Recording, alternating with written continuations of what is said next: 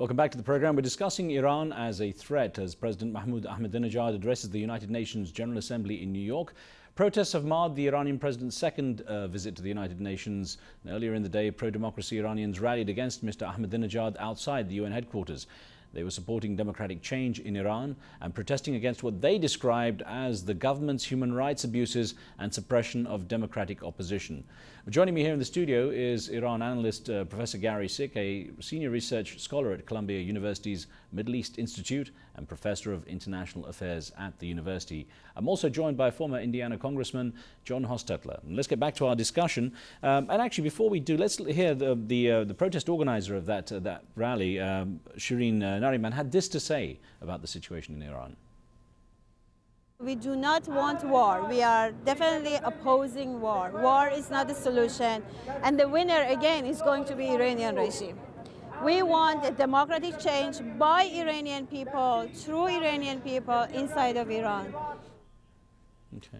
Well, gentlemen, again, getting back to our discussion, Professor, if I could put to you the idea that there seems to be a rising grassroots movement for change in Iran. And I wonder how divided or united the Iranian people are when it comes to their leadership. There is great dissatisfaction in Iran. And that dissatisfaction, I would say, has been growing over the past 30 years. The Iranian people, in many ways, although they were excited about the revolution, after they saw its effects and what happened, and especially after the 8-year war with Iraq, they, I think, had second thoughts also about whether this group can actually run a government, whether they can run an economy. I would say that their excitement about the revolution has been fading ever since. That does not mean that there's a revolution coming. It does mean that people are unhappy. A lot of these people, of course, don't remember the revolution, but those who do also remember the excitement of overthrowing a government and the disasters that came along afterwards. And they mostly don't have a great desire to do that again, knowing that as a general rule in revolutions, the wrong people come into power. And I think that happened to them once and they'd just as soon not repeat that. Now, Congressman, I was talking to an Iranian friend last night about this very subject. He said when the Shah was overthrown, people signed on to the idea of being united under Ayatollah Khomeini, but that they didn't really read the fine print, which was that then the clerics, that the Ayatollahs would have power of control of the country and would basically be able to veto pretty much everything the president does. So in reality, irrespective of us seeing the Iranian president here in America, who runs the country? Who's really in charge? Who makes the key decisions? Well, I think nothing has changed over the last 30 years.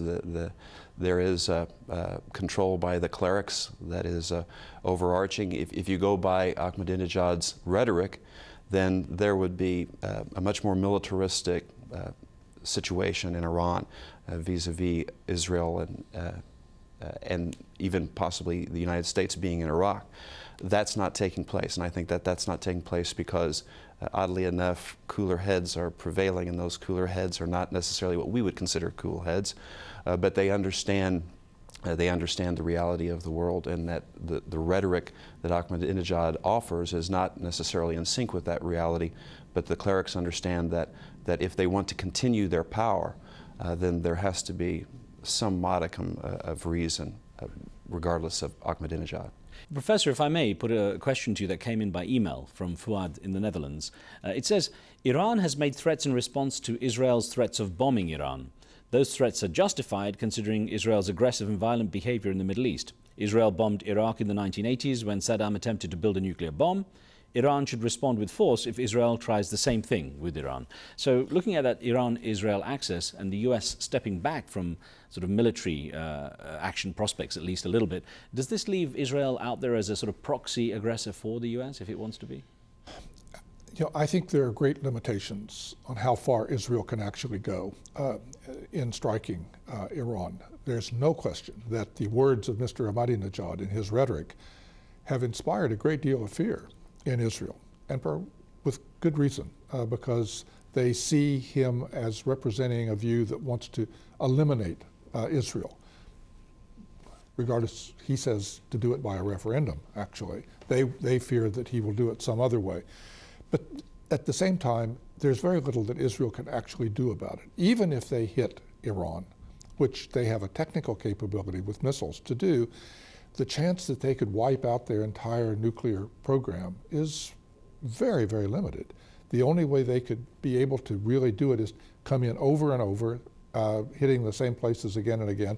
They couldn't keep that up.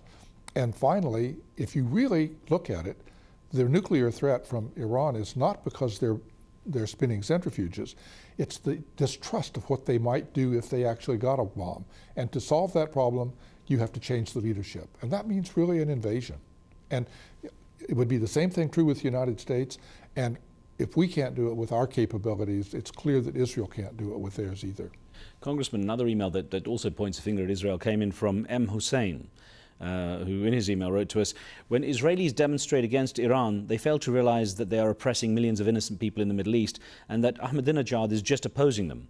I'm not supportive of him, but they deserve some criticism. I guess I wonder how much Iran, in its standing up to Israel to some degree, garners support in the Middle East. How much Iran's position is strengthened in the region by the fact it is pretty much the only force against Israel. And I think we can look at it in a very generic case when there is a nation that is threatened by an initial strike, an offensive action by another nation. And that is going to be fairly general throughout.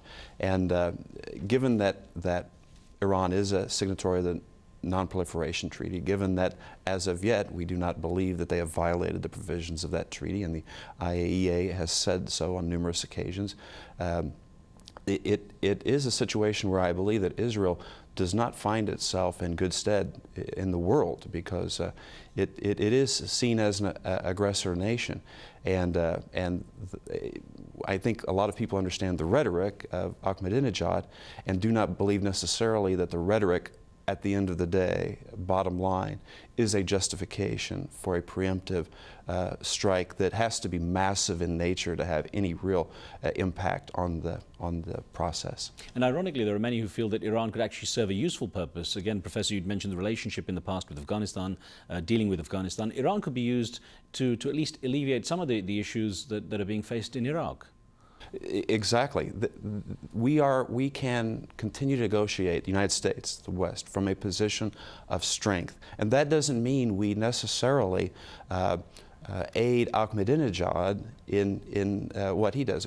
He is attempting through rhetoric to gain political support. If the United States can continue this dialogue, then the United States, I believe, will deflate that support for Ahmadinejad and will draw attention away from him to the West, to a force, to the United States that wishes the best for the region and especially the Iranian people. So effectively the US is keeping the president up there, keeping him propped up in effect. Yes, except for most recently when they have stepped back, as you pointed, and trying more.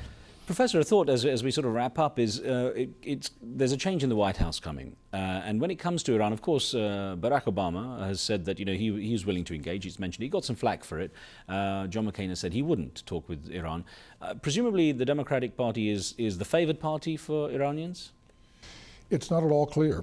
And they are very careful not to make that judgment.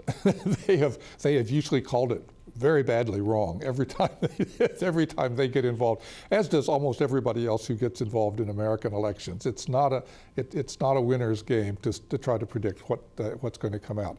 I would not predict that John McCain would not negotiate or deal with Iran. I think, in fact, if he got elected, he would follow the same process that the Bush administration is, which is talks. Okay. Well, gentlemen, we are out of time. I want to thank you very much for being with us. Thank you. Thank you. And thank you for joining us too. On the next show, a look at Durban 2, the United Nations Conference on Racism that's already mired in controversy. Don't forget to join us for that. And remember, we're coming to you live all this week from New York. From me and the team, we'll see you next time.